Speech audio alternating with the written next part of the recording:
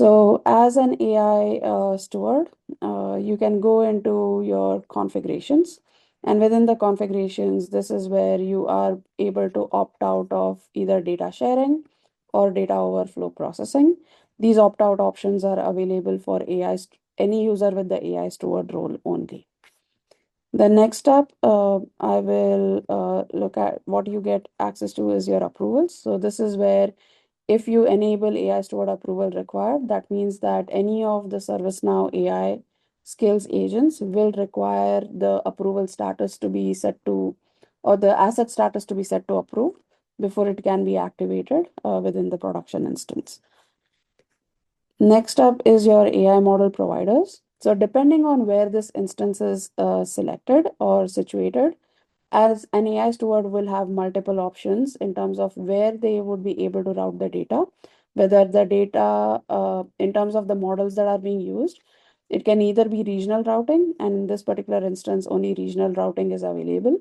If you have instances where you have access to models that are globally deployed, additional choice would be there.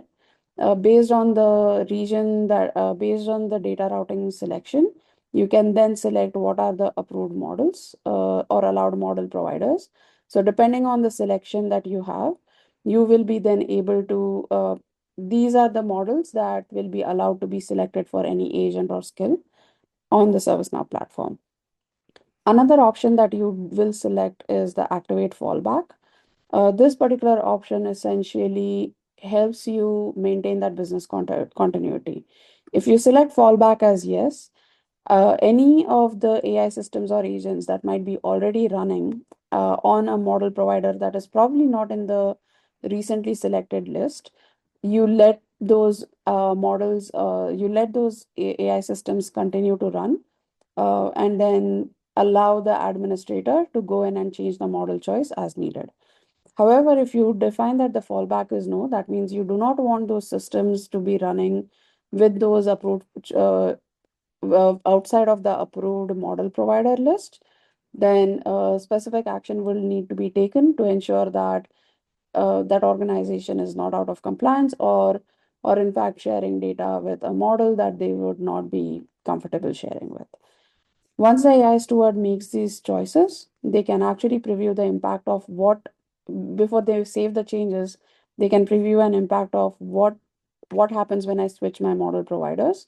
So in here, you will see that there are about 135 systems, and there are no other impact to any systems that might require deactivation or any AI systems that can't be activated.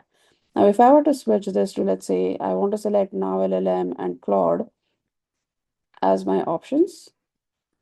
Let's see this.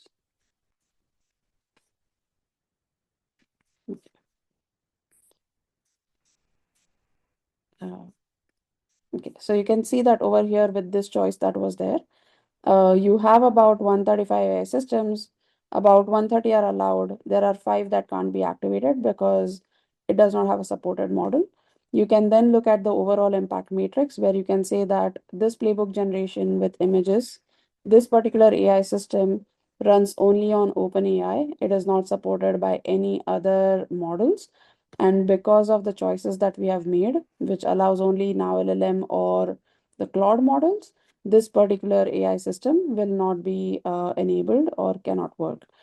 If you look at all of the different AI systems, over here you can see that these are all selected by both Now LLM and Claude, and that's why they are all good to go in terms of the choices that we have made. This still continues to work as expected. Hey, Sampara, me again. So in simplistic terms, what these configuration features do is that it creates flags for what is allowed and what isn't allowed based on the product lifecycle or the AI control tower lifecycle that's been completed through the runbook. Is that correct? Uh, that is not for these model providers, that is outside or independent of the playbooks that we had talked about. This is Gotcha. essentially if you are in your agent studio and you are building an agent or you are modifying the agent to select a specific model, then the only model choices available for that agent is going to be the Now LLM service or AWS Cloud. So if my customers are able to access ChatGPT through the URL on Google Chrome on their computers, and if ChatGPT and Azure is locked here and classified as not allowed, that still would be possible through the URL, correct? It's not locking anything. All it's doing is that you are classifying this data internally on AI Control Tower. There's a slight distinction in there. These configurations that I'm walking through are specific to ServiceNow AI only. So, Gotcha. But I did see Azure there. I yeah, did and see a that, few other yeah, hyperscalers. yeah, because those are part of our ServiceNow's third 3P model strategy. So, as of July, every skill and agent that ServiceNow ships gets shipped with 4 different models. And customers have a choice to select which model they want to use to run that particular skill or agent. Okay. And this particular configuration or this model provider choice is specifically because not all customers would allow all 4 model providers. So, for example, there could be a customer which is a Google shop. They do not want to use Mhm. any of the OpenAI models. They can actually go in and they are, let's say, if they are okay with selecting ServiceNow LLMs, they could essentially say that for my organization, I'm going to only allow Now LLM and Gemini models, either a Now LLM model or a Gemini model to be selected. And because of this change, then I can see that in this particular one, of the 130 skills and agents, ServiceNow skills and agents which are on this platform, 130 can Mhm. still continue to work as they are, but we will have some challenges with these 5 skills. Gotcha. Because the five are accessing the systems that you just ticked. Yeah. Okay, Because cool. these 5 Understand. are the ones which are, these are the 5 AI systems. They are not supported by Now LLM and they are not supported by Gemini. They only leverage OpenAI, and that's not one of your choices that you have selected. Okay, thank you. Great questions, though. And then the last but not the least is the multi-instance setup. So for over here, you can see that actually there is this particular instance is connected to this value to instance over here. So you can see that between this value one instance and the value two instance, we are synchronizing our AI inventory. So all of the skills, agents, models that are in this value two instance get synchronized into our production inventory. And then the lifecycle status, the approval status, and other pieces of information are synced back into this other inventory or the original source. We also sync any of the data sharing. So right now our data sharing is active, the values are active, and overflow processing is active.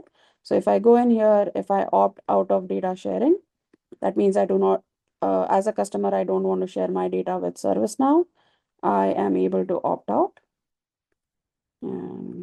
Okay, so now I have opted out, which is inactive over here. So now if I go into multi-instance, you can now see that this data sharing is inactive. And then this particular value of that particular property will be then synced across all of the connected instances. So this essentially helps your stewards to control information in one place, and then it gets synchronized across all of the connected instances as well. Hey, I'm sorry. What the data sharing? Mm. When you deactivating data sharing, are you saying now that any other ServiceNow instances which are running its AI agents should not see the information or the controls that you've just activated here? Or are you saying that the Gemini, the AWS settings that we just selected, would not be shared across those hyperscalers? What do you mean by data sharing It's preference? this data sharing preference. So the one that I talked about as part of our product specific terms, we allow ServiceNow is allowed to access customer data to improve our AI products. As an AI steward, I can actually opt out of that data sharing program. Right. So that's ServiceNow accessing customer related Exactly. data on what they're using, how they're using. Okay, gotcha. Yeah. Understood. Sorry. That's the Forgive me. one that would get deselected. Understood. Yep. I see a couple of questions. There was one, could we revisit the statement, not all Now Assist customers are also AICT customers? Uh, and basically, I do want to call out that AI Control Tower is a standalone SKU. All of the Now, and with AI Control Tower as the standalone SKU, you are able to manage AI in the enterprise, including ServiceNow AI. What I meant with my statement was that if you have a Now Assist customer, they have access to some of these capabilities of AI Control Tower. What they do not have access to is the AI Control Tower SKU, which comes with your integrated risk management, lifecycle management, and a couple of other features. And that is why it will be very hard to very closely tie the controls that are in risk management with everything that we are doing for Now Assist. And the other one was, is the screen to switch provider and preview currently available? Pascal, do you mind clarifying which screen are we talking about? Is this the model provider screen? Yeah, model provider screen. So is that something that's available? What version is that available from This of the was platform? released, yeah. So this was released as part of our July, so YP6. Perfect. Thank you. That's all I had to walk through for the different capabilities for governing Now Assist.